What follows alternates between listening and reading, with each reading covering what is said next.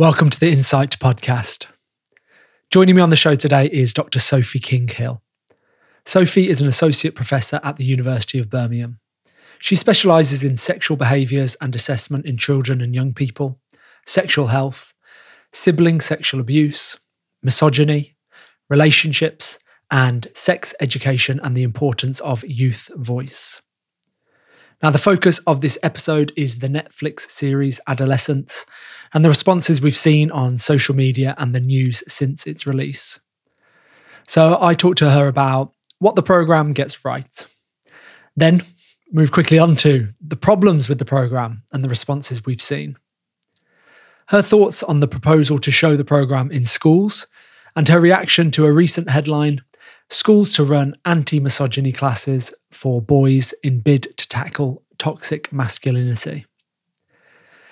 She tells me about what actually would be effective in tackling these issues, the work her and her colleagues are doing to help move things in the right direction, and much more. Before we start, a quick favour. If you haven't already, please hit the follow button wherever you're tuning into the episode. If you've been listening to the show for a while, I'd really appreciate it if you rated the show too. This will help more listeners discover the podcast and the insights from all of my amazing guests. Okay, now for my conversation with Dr. Sophie King-Hill.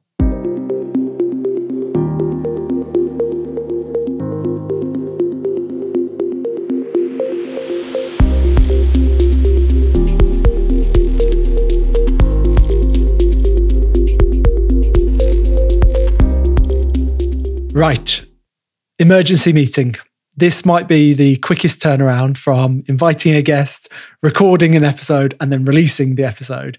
And it's much needed. I'm getting increasingly wound up every time I look at my phone when I see what's being said about the show Adolescence and the kind of the reaction that we're seeing on the internet. But also just a general feeling of attitudes and perceptions of boys and men. So I'm really glad you have agreed to come on the show, Sophie, to offer your thoughts. Why don't we start with you telling us a bit about your background and why you're in such a good position to offer your thoughts on this topic? Okay, so I'm an associate professor at the University of Birmingham, and much of my work and research is in concerns children and young people, primarily around sexual behaviours, sexual health, but a large portion of my work is about young men and boys and how we perceive them within society, how we look at masculinities, how we work with young men and boys to recognise sexual harassment and how it plays out, and what more we can do to reduce the problems that we're seeing across all genders. I've been an academic now for about 10 years, and prior to that, I worked in the third sector. So I worked with young people, educating on relationships and sex from all ages, from 4 years up to 18, and developmentally appropriate education. I need to make sure I add there. And before that, I worked with teenage parents. That was a job that I really miss, even though it was 20 years ago. And before that, I worked in an education setting with young men that were involved with the criminal justice system or that were not in education, employment or training. So, I've seen the kind of first-hand work with young people, been in those rooms with the young people. But now I'm quite lucky I get to sit on the other side and research with young people and look at the issues that surround them. But in relation to this issue that we're talking about today, it forms quite a large proportion of my research and my work, looking at boys and men and masculinities and how the wider structures within society affects how things are playing out at the moment. Perfect. So Adolescence, for people that haven't seen it, maybe you could give us a brief summary and maybe a bit of a recap if people have seen it as well, just to kind of start us off. Okay, so it's a 4-part drama on Netflix that shows a young man of 13 who stabs a female classmate and kills her. And it starts with him being arrested and the story unfolds from there. There's some mention of the manosphere and incels. There's a few mention of toxic influencers. But the show unfolds and leads up to his trial, but you don't get as far as the trial in the episodes. So that's it in a nutshell, really. Mm-hmm. Does it get anything right? Is it capturing a true sense of anything that is going on in society. Is there anything where you look at it and you did nod along and go, okay, this is all right. This is something. Yeah. Sorry, go on. So I think what's useful about it is that it highlights that when there's an extreme act of violence between people, and especially young people, it's the victim's family obviously are really affected, the victim is, but there's also a wider impact on the families and friends of the person who's carried out the violent act. So I think it makes you think in a wider perspective of all of the negative impacts of extreme violence. And I think the scenes in the school, not with the police talking to the school children, but just the way that the young people were acting within that school setting, I thought that was quite realistic. And it's always good to see a really young actor, like the young man in it, doing a really good job. So, that for me, that if I had to say the positives, that would be the positives for me. But that's about it. I know a lot of people have commented on how well it was shot and how cool it was with this one continuous shot and how amazing the actors are and the writing. And we get all that, a fantastic piece of drama. But it feels like people are perhaps forgetting that this was a drama. It wasn't a documentary. And yet it feels like a lot of the reaction to it has been like this is a complete snapshot of what is going on in schools and with young children and on social media. And it feels like maybe from that point we can start to look at, okay, well, actually, what is it not getting quite right? What are some of your frustrations that you have with it? I think when I watched it, I was really frustrated. I mean, like you said, it's a drama and it should be seen as a drama. They want viewers, so they're going to go for the shock factor. For me, on a number of different levels, it's really problematic. I think, it doesn't accurately show incel grooming. It conflates incels with toxic influencers, which are quite different, but it only scratches the surface of that. It's sensationalising really extreme violence. So for me, it also risks detracting away conversations around things like microaggressions or sexual harassment or sexual assault that don't result in murder, about violence from boys towards other boys. It really detracts away from a lot of that. For me, I think the concern is the way that people have picked it up and ran with it. I think that's problematic, is that, like you said, it's a drama, it's a piece of art. They want viewers, they want the sensationalism. But because it's been picked up within this kind of wider discourse around young men and boys, it risks demonising them as a gender, as a risk to society, that we need to do something before this happens to all of our young men and boys. Now, things like this do happen, we can't escape from that fact, but they are rare. And I think, the way that everybody's been talking about it on social media, that it's fantastic, and it's not true to life. It's quite problematic in the way that it's going to impact, these discussions that we've seen going on. How is that going to impact in schools? How is that going to impact young people? But one of the voices that I think are missing from this whole conversation is that of the young person.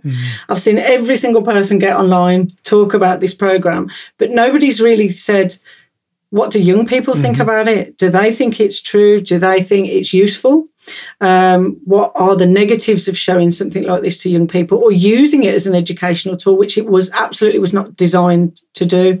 So I think there's quite a different, there's quite a lot of different issues with the programme. I think one of the things as well is the title of the programme. I thought, that really struck me.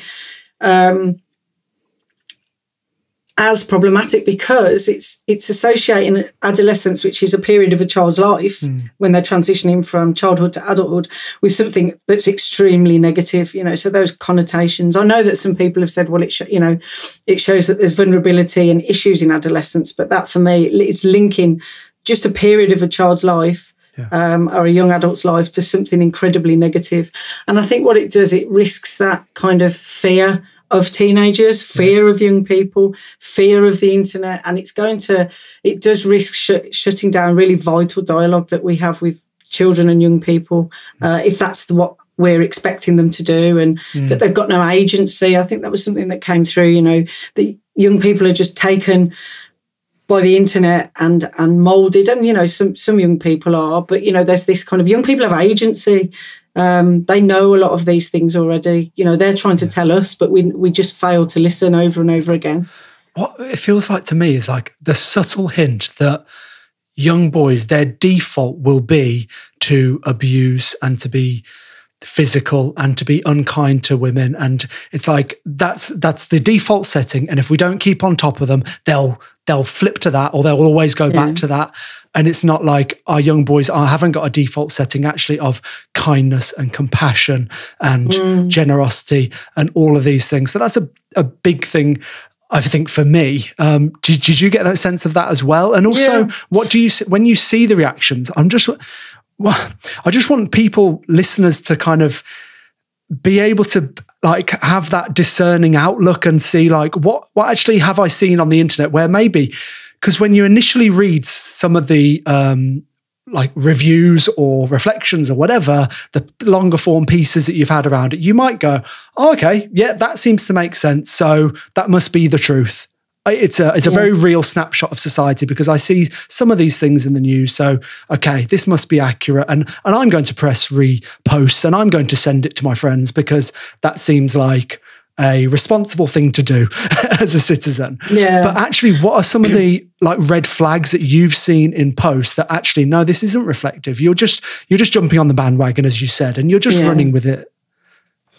I think really when we're seeing all of these posts, what it's doing is compounding the issues that boys have got at the moment. You know, it's not unpicking the complexity. It's looking at it really in a really simple way. And it's not, you know, it's not simple. It's endemic within our society. We've got problems across all genders.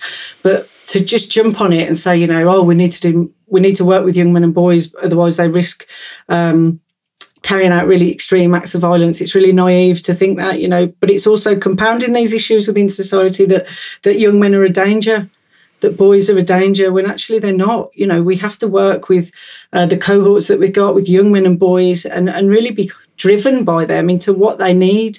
I've seen in my research with young men and boys that quite often there's a conflict between external self and internal self. So who they are as a person, you know, I don't know, they might like sports, they might like gardening, you know, they might have a good sense of humour, you know, who they are, all those intersecting identities of social class, of race, of sexuality that makes somebody a person, is in direct conflict with how they feel like they should portray themselves. So all of this kind of rhetoric we're seeing at the moment, especially on social media, from generally people that are over 30, over 40, that, you know, it was a very different when I was a young person. It's just compounding these issues. It's not looking at it as a complicated issue, as people, as individuals. And I think, you know, boyhood is not monolithic. It's not one thing. It's an intersect of so many different identities. And I think, you know, there's talk of it being shown in schools. I think that's been confirmed today. And I think it's really worrying. It's concerning. That's not what it's designed to do. It's not designed to go into school. It's not been designed as a school resource. It's a Netflix drama. Not like you said, it's not a documentary. It's not factually accurate, because dramas use artistic license, don't they? But I think people are watching it and thinking it's true to life without actually really applying any critical thought. And that's the concern. It's just it's a real knee-jerk reaction. Yeah. And I want to talk more about that and get some more of your thoughts, because you wrote a blog post on it recently as well around these kind of your reaction to the idea of it being shown in schools. But I wonder if we can go back to, you mentioned how kind of the incel culture and the manosphere and Andrew Tate, and it's like all these phrases have been thrown out and just mixed into one. I think before we move on to some of your fantastic points about it being shown in schools, can we maybe clear up some of that? Because I think that will help people go, oh, okay, actually, yeah, this fantastic writing, fantastic acting, but actually they're just lumping lots of groups of people into one and not really understanding some of the cultures that are going on. Yeah, so if you look at incel culture, so incel refers to involuntary celibate, and it was started in the it was a while ago, by a young woman, a bisexual woman, who was looking for companionship, and this kind of term has been hijacked, and it's an infrastructure that's online, that's quite often misogynistic, talks about extreme violence against women and girls. But one of the things that I found in the research that I've done on incels that I wasn't prepared for Was the loneliness, was the sadness, was the self-loathing, was the self-hatred, was the suicide ideation, and that this real kind of low loneliness that young men and boys were feeling. And, I don't think the programme captured that accurately, that there's a lot of just lost, lonely boys who get tipped into these chat rooms. That's what we found. Quite often they'd searched something quite innocent, and the first searches that would come up would be chat rooms that were based within incel ideologies, and so they'd kind of get sucked into it that way. Andrew Tate's got a very different position than incel. He's like, men should be strong, men should dominate, men should be in charge, so he comes from a very different perspective. So do the other toxic influencers. It's about that toughness of men, whereas incels, there's a lot of loneliness. There's a huge complexity around that kind of incel. And then the manosphere, they didn't really touch upon that young men and boys might be reading things that are linked to this kind of manosphere position, but actually not knowing, so one of the things we really should be thinking about is we need to do more work with young people on critical thinking skills. The internet is not going away. It's too late. There's a lot of talk about removing young people's phones in schools and things like that. It won't work. Okay, it's too late. The horse has bolted, and I think this is what people have got to realise. We have got to work with what we've got. We can't go back in time and put restrictions on and stop young people using phones, using social media. But what we can do is we can work with young people and young men and boys to think about the sources that they're using. If they are going onto the internet and searching things, how do they know that there's an accurate source? Because there's some really good internet content out there, but there's also equally some really bad stuff. So instead of telling them what they can and can't do, because they're the experts in these online worlds, not us anymore. Well, I'm older than you, I'm 45, but, I'm not an expert in the online world on social media, and to work with them and let them advise us, and then we can support them in critical thinking. How do we know this is a robust source? How do you know the information on here hasn't got a position, hasn't got an ideology? And that's the position we should be taking, not kind of dropping programs like this on schools, on young people, and demonising young men and boys without actually thinking about all the complexities and the issues surrounding young men and boys and the support that they need, rather than demonising them. Exactly, like as a whole gender. Yes, and that curiosity. Why does this figure that you've come across, why do they appeal to you? What exactly is it about their personality and their advice that they're offering? Because we can take the more healthy parts of their advice, but ignore all that really unhealthy, toxic stuff, if we want to use that phrase. But that curious conversation. And it does feel like, yes, this is a cohort of people that are just not being treated with compassion and understanding, much like a drug addict or an alcoholic. We wouldn't just kind of say, look, you're evil, like that's it. We just need to give you here are some rules you need to follow and we need to educate you. It's like, well, no, actually, what is the deep cause? What is at the root cause of this? And let's talk about that, rather than just, you're not a good person. This is clearly inherent within you and we need to treat it as such. I think you're right. I think there's this kind of broad brush lumping together of what a boy is. Like I said, a boy isn't just a thing, is it? The whole gender aren't the same. Like I said, there's so many different intersecting identities. There's different life experiences, but to broad brush blame a whole gender is really, really dangerous, because you shut down vital conversation, vital communication. And I often remember there was a 15-year-old young man that I was working with, and he said, I'm always told I'm part of the problem, but I'm never allowed to be part of the solution. So we're constantly shutting down the communication that we need, and programs such as Adolescence just compound that. They just feed into that fear that, all boys are bad, boys are potentially very violent, we need to do something, there's an emergency. But it often makes me wonder as well, this has been a problem for a very long time. There's an endemic issue within society of violence against women and children by men and boys. So we need to do something about it. But why all of a sudden is the focus on it when actually really this should have been a long-term, carefully planned out approach to support young men and boys in the different contexts in which they live in, the different people that they are, and to look at vulnerabilities, to look at issues of mental health. I mean, that's hugely intersected with young men and boys at the moment, isn't it? You know, when we think about the issues around that, rather than this kind of dramatisation, this sensationalism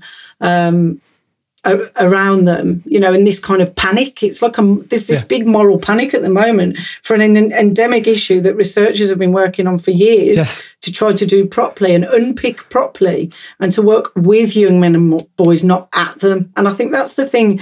One of the things that have really I've found an issue with on the posts on social media, when people are talking about this, they're talking about it like they know best. And I always use the kind of analogy that it's like we're talking over the tops of their heads. You know, you're not talking to the young people. Not one person has spoken to young people about this. And that's what we need to do. We need to say, what do you think of this programme? I know some of the young people that I've spoken to, it's only anecdotal, it's not empirical research, but they find it problematic, that it's not realistic, that showing it to them, it's not going to be a deterrent. You can't show someone a programme. If they're destined to carry out an act of violence, there's a lot more work that needs to be done than just showing them a TV programme. You know, but it seems that that's the kind of approach. And I think it's really naive to think that, you know, this is a real complicated, endemic issue within society, but we have to be gentle. You know, these are human beings that we're talking about. You know, it's not just boys are bad. You know, we need to do something quick. It's actually, you know, these are individual people with feelings and histories, and we need to unpick it.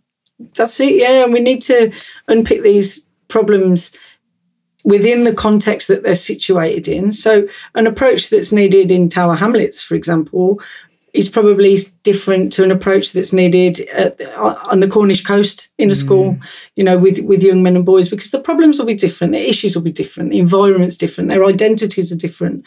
And then within that, there's still separate identities within a classroom, you know, so it can't be this kind of broad brush approach. And I say this time and time again when we see people talking about issues with young men and boys, we can't have this big broad brush approach, because it just results in simple solutions that don't work, because simple solutions to complex problems, they don't work.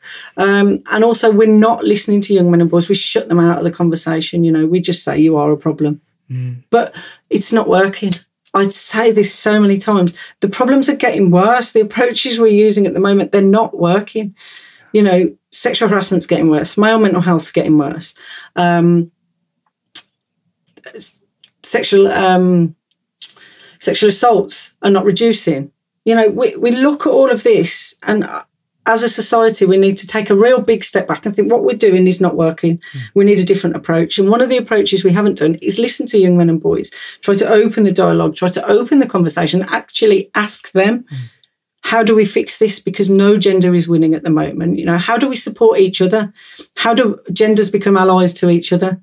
For lots of different reasons. So, yeah, that's my position on it. But I just think programmes like this, they're dramas, you know, and I doubt very much it was the intention of the people who made the programme. You know, this is a Netflix series, but its wider society has taken it and ran with it, but in the completely wrong direction. It is some of the funnier responses on LinkedIn. They're just not in the field whatsoever, but they put on their post on LinkedIn, it's like, right, time to roll our sleeves up. We need to do something about this. And then some of the more thoughtful, obviously reflective posts I've seen, people actually have been doing the research and are working on these issues, like have responded saying, we've been doing this for a long time and we're trying and we are trying to have open dialogue with children. We're going into schools and we're talking to them, and we've been building up and we've been gathering this research and we've been testing what works.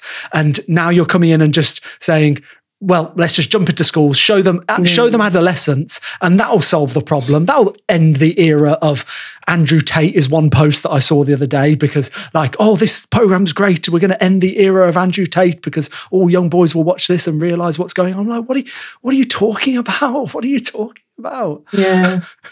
And like, how will it work? And that's the question I'd want the answer to. How do you know that this is going to work? Is that this programme was not planned to go into schools? You know, there was no background research done. There were no steering groups of young people.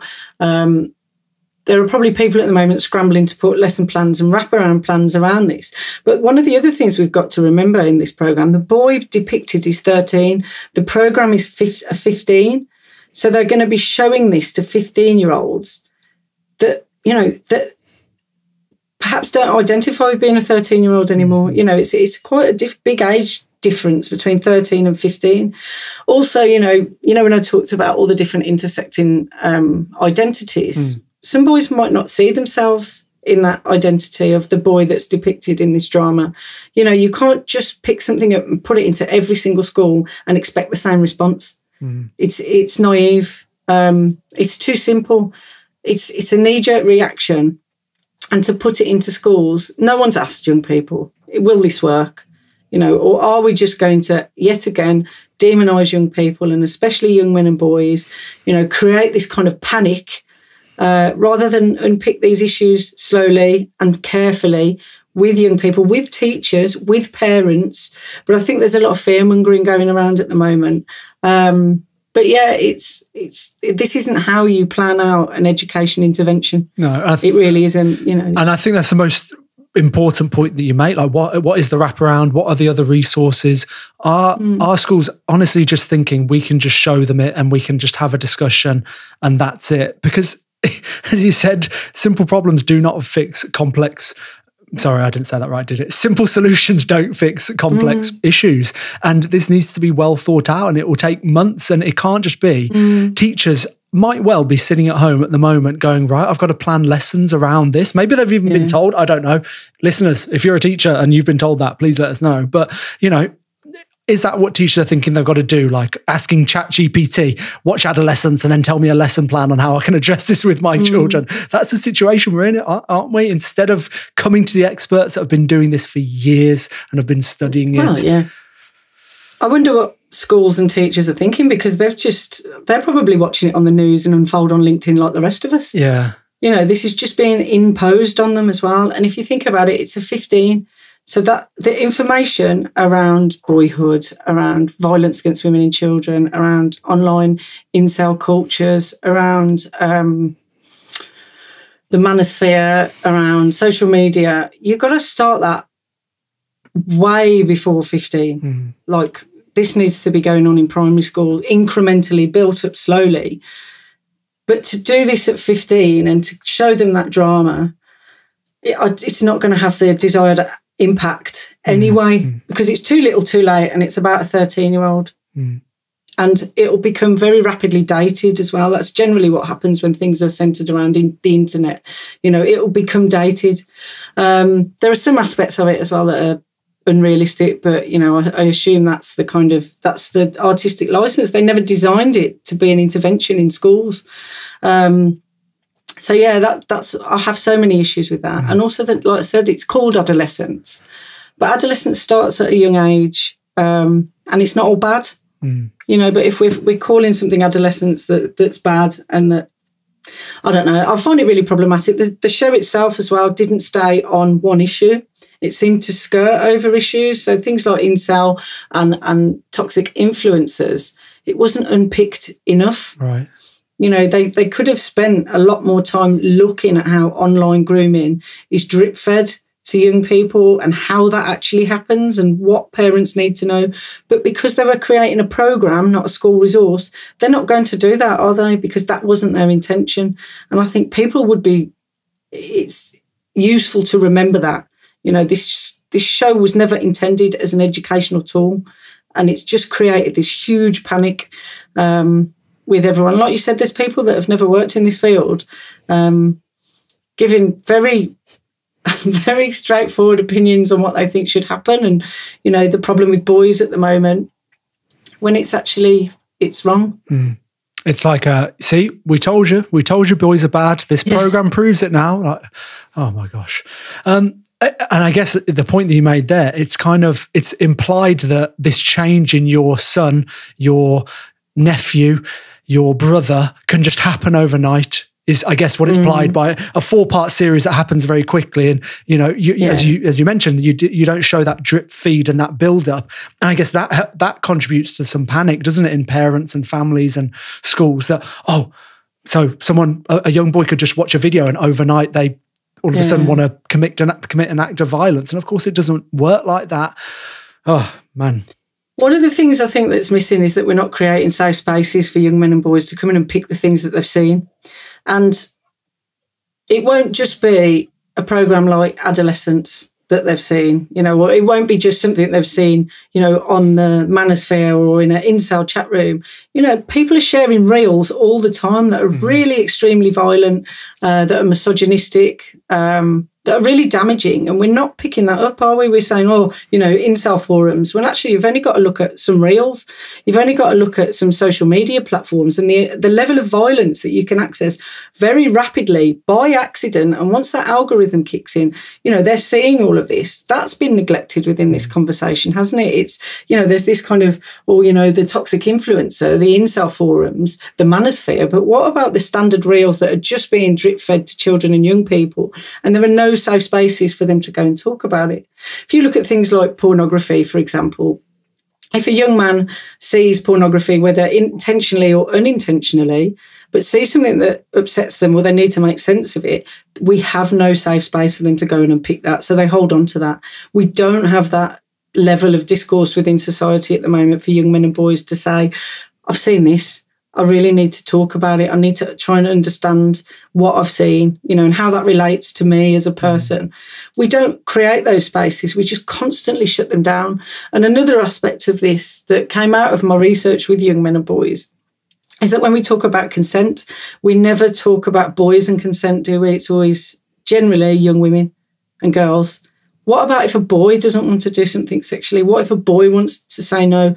Nobody talks about that ever, do they? They just always assume that the boys want to do something, that the boys are bad, that the boys are driven by this kind of sexual desire, and they'll do it no matter what.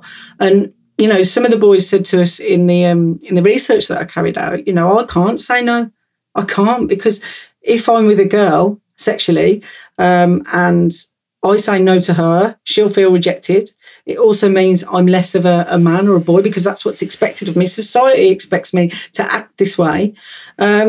And so if I can't persuade her to say no, so they say things like, are you sure? You don't have to. They go through with it because there's no conversation about whether boys want to consent to things. And showing programs such as Adolescence in schools will just, again, compound this kind of rhetoric within society, that the boy is bad, the boy hasn't got any agency, no thinking skills, the boy is just boy and monolithic, there isn't any intersecting identities. And I think it really, infuriates me, when we've been in this field, I've been in this field for a long time, and you look at all these complex factors, and what needs to happen is good dialogue with young men and boys, conversation, but it can't be tokenistic, and you have to truly listen. Sometimes you're not going to like what you hear, but that's the only way we're going to unpick social issues that tend to surround young men and boys, not just dropping a TV programme in the lap and saying, boys are bad. Yeah.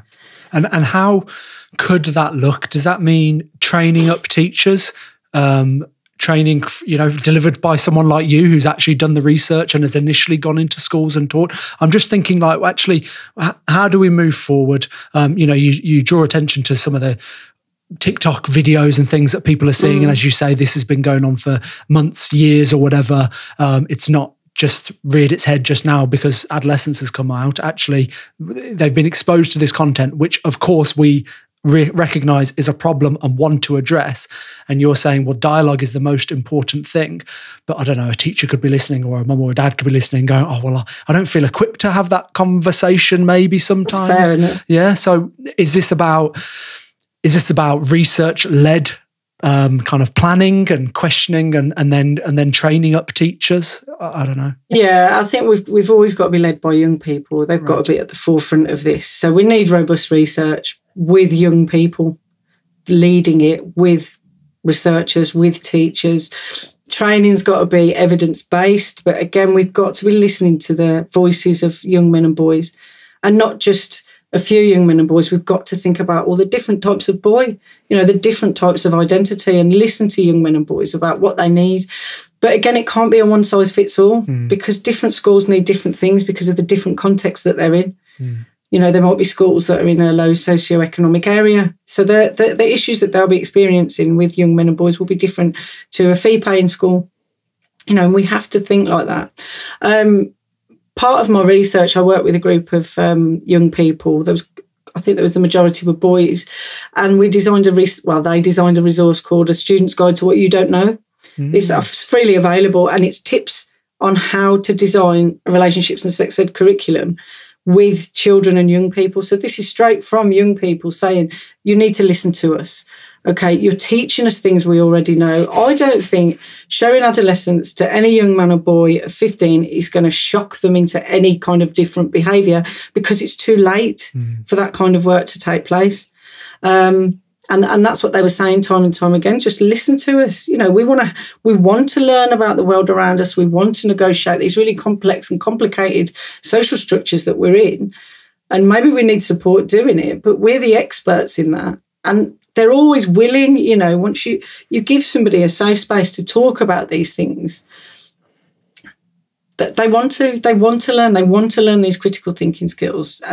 But you have to go into it knowing that young people have got agency, young men and boys have got agency, and all of this bashing on social media of young men and boys, not by everyone, but by a lot of the posts that I've seen, they're not immune to that.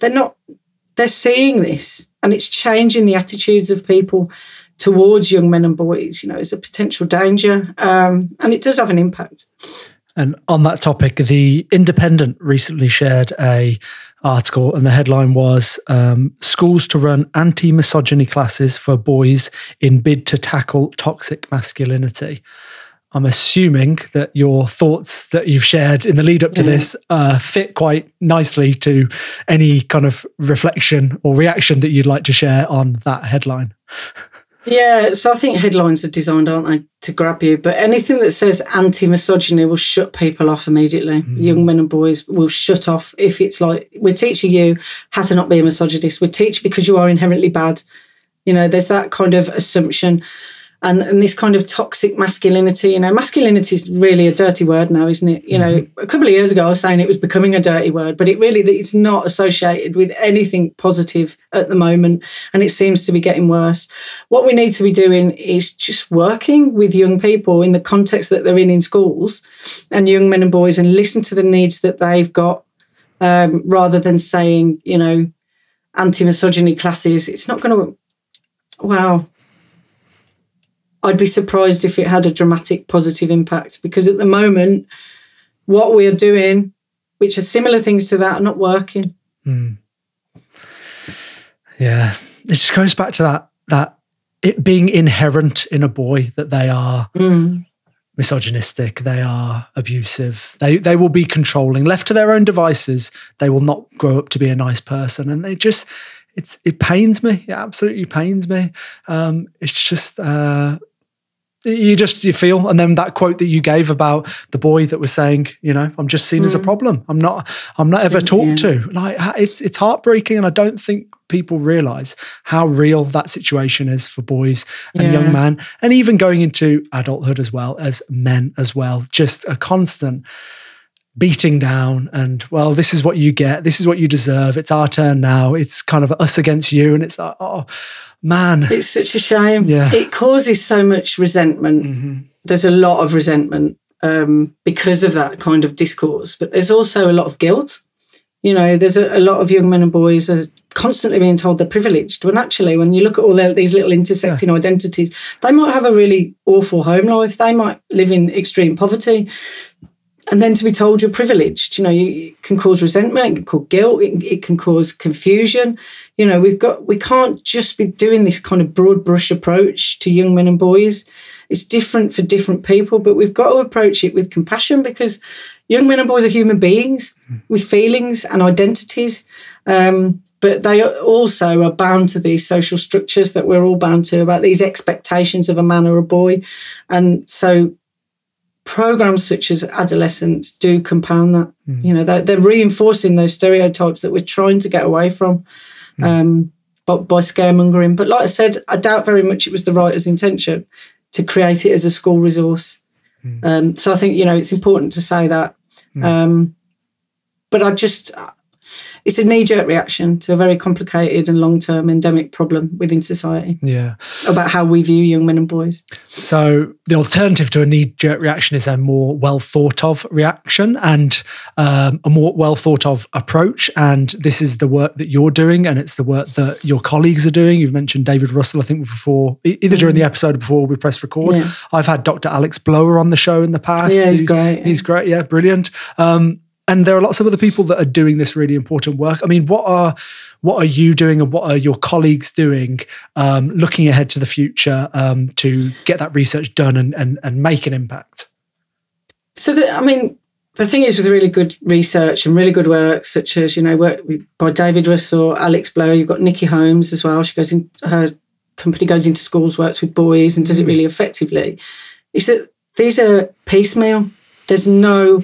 instead of the Prime Minister coming out and saying, let's drop this into classrooms, why not look at programmes and work that works really well and upscale it?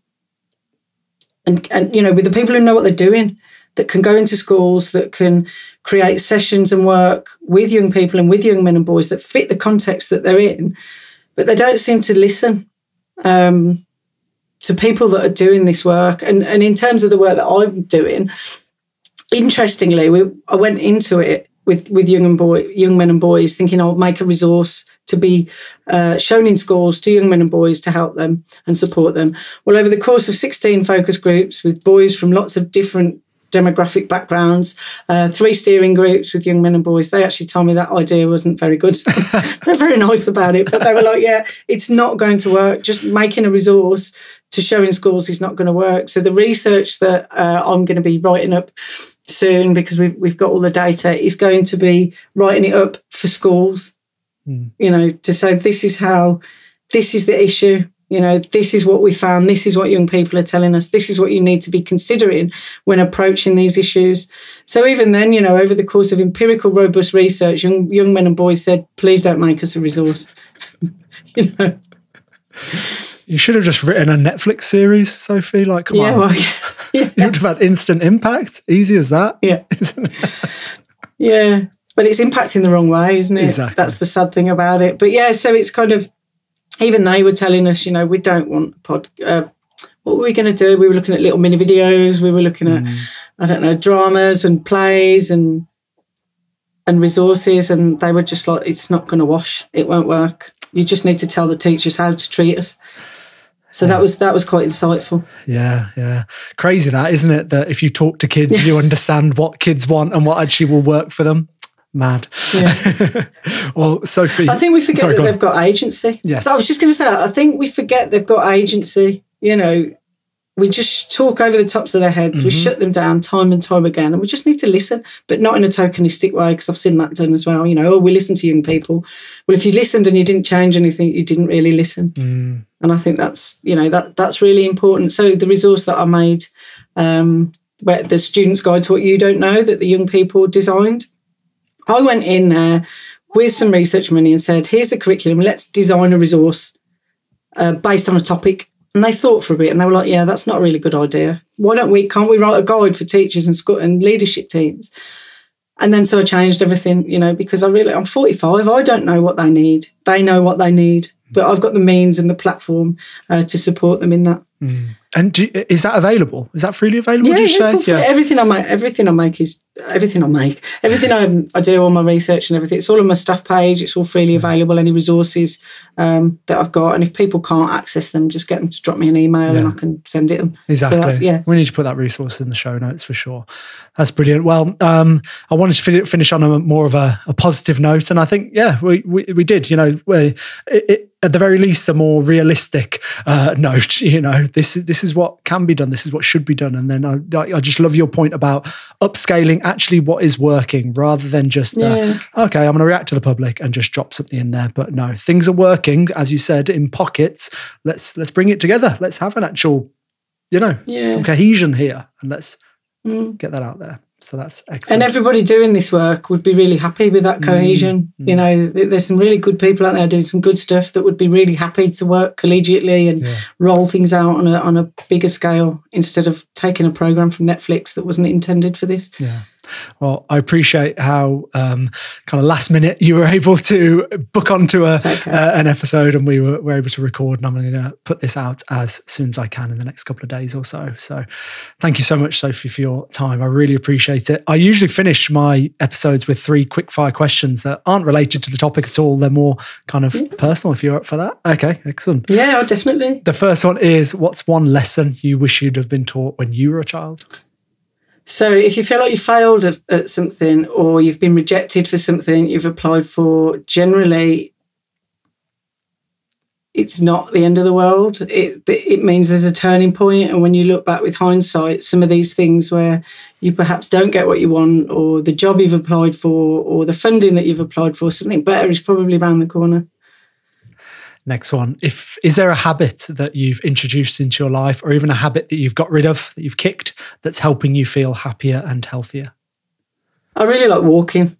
So, yeah, I like to walk and go on, just find different walks to go on. And I think that's really nice to kind of get out and about, because quite often we can forget, can't we? If you work stuck to a laptop a lot of the time, you can forget to kind of get out and kind of touch base with reality a little bit. Yeah. Well, luckily you've got quite a nice campus over there, haven't you? And I see you share pictures every so often, don't you? Of I love the old campus. Joe, and it's old Joe, isn't it? Yeah, it's old Joe, yeah. The last one. If you could give everyone in the world one book, which book would you give them?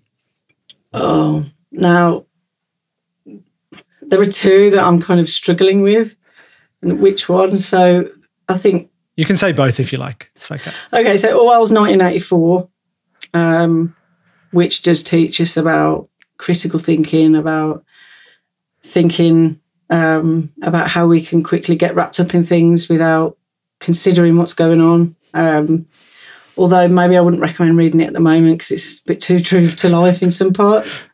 Big Brother is watching you. And the other one is Lolita, and I think it's a piece of literary genius, but it does show how easily people can get groomed, because the writer also grooms the reader.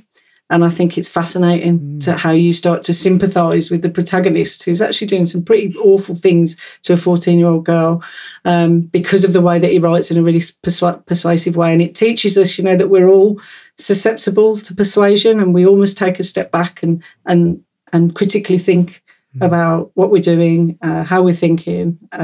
So yeah, those are the 2. Sorry, it should have been one. No, it's fine. And two fiction classics. That's really 2 interesting recommendations. Interesting. Great. Well, where can people connect with you? Where's the best place to find out about the work that you're doing, and maybe even get in touch if they'd like to? Yeah, so LinkedIn, Instagram, TikTok, much to my children's horror. And I've got, if you put my name into and University of Birmingham, my staff page will come up, so all my work's on there as well. Fantastic. Thank you so much again for your time, Sophie. And maybe you can come back on once that research is published. That would be great. I would love to. Thank you.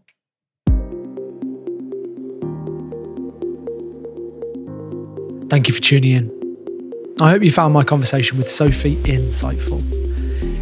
If you did find the episode interesting, please share it with friends, family, and colleagues who you think would find it helpful too. You can also support the podcast by following and rating the show on whichever app you're listening on. Thank you again, and I look forward to bringing you another episode soon.